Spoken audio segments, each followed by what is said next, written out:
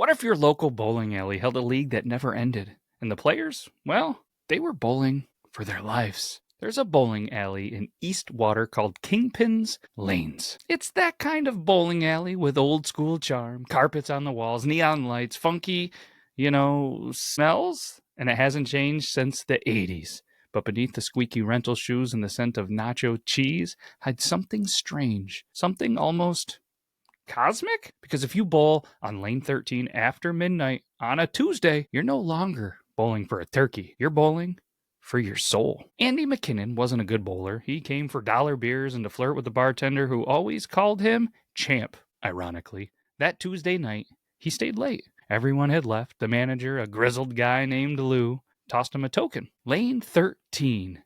House says, one more round. Andy laughed. Didn't know the house was feeling so generous, 'cause it sure isn't when dollar beers roll around. Lou, though, he didn't smile when Andy said that to him. And he looked at him, and he said, just don't gutter ball. Andy said, all right, hell with it, I got time for one more. He stepped up, bold, strike, clean, perfect, weirdly satisfying. Then all of a sudden, the lights, they flickered. The lane reset itself, but the pins, they weren't normal anymore. Some of them, they actually, twitched. How many dollar beers did I have, he said. But then, all of a sudden, a voice echoed over the speaker system. One that didn't sound like any that he had known. And it came from, really, any speaker that he had ever heard of. And it said, competitor 931A, Andy McKinnon, you have been chosen. Let the tournament begin. The carpet curled like it was breathing. The ceiling opened into an endless void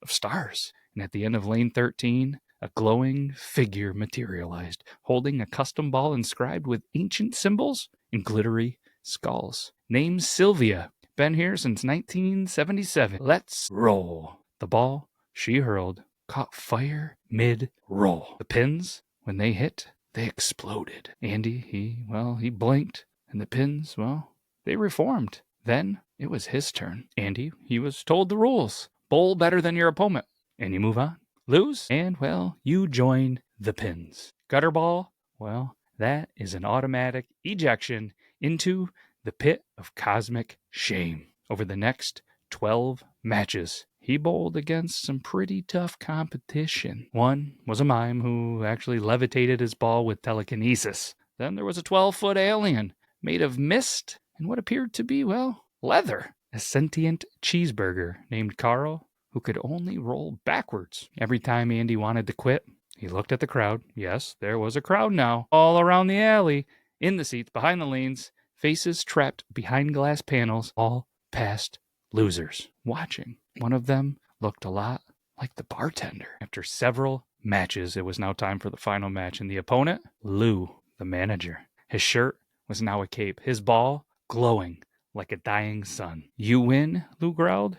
You go home. You lose, you're running this place until somebody beats you. Andy cracked his knuckles, grabbed a bowling ball named Destiny's Thumb. It whispered, this is gonna hurt. Frame by frame, they tied. Tension so thick, it felt like fog. It felt like smoke rolling from the bowling alleys until, they banned smoking in the bowling alleys. Final roll. Andy channeled everything. Hope, fear, rage, and all those dollar beers he drank earlier. The ball spun. The alley warped. Time slowed. A pin actually winked at him. Then, strike. Andy woke up in his apartment. No memory of getting home. Probably the dollar beers. His shoes were, still rental shoes. He rushed back to Kingpin's. Lane 13? 13 was gone. It was actually replaced with a vending machine that only dispensed Yoo-hoo. Lou never heard of them. But sometimes, late at night, when the lights flicker just right, you might hear the faint sound of a strike and a whisper behind the pin setters. Up next. The end. Hopefully you enjoyed Strike 13. Lucky Lane 13. Because either way, this is relatable. I feel like we've all been at a bowling alley. Had one too many beverages. Played some games. Woke up. No idea how we got home. And left with some kind of memories. But either way, let us know your favorite bowling alley of all time. there's a special place in my heart for the Ogdensburg Bowling Alley, home of no charge for shoes. If you're in the Ogdensburg, New York area, stop in Ogdensburg Bowling Alley. That's all we got. Hopefully you enjoyed this and you'll come back next week for another Tales of the Beard. That's all I got. Until next week. Bye-bye.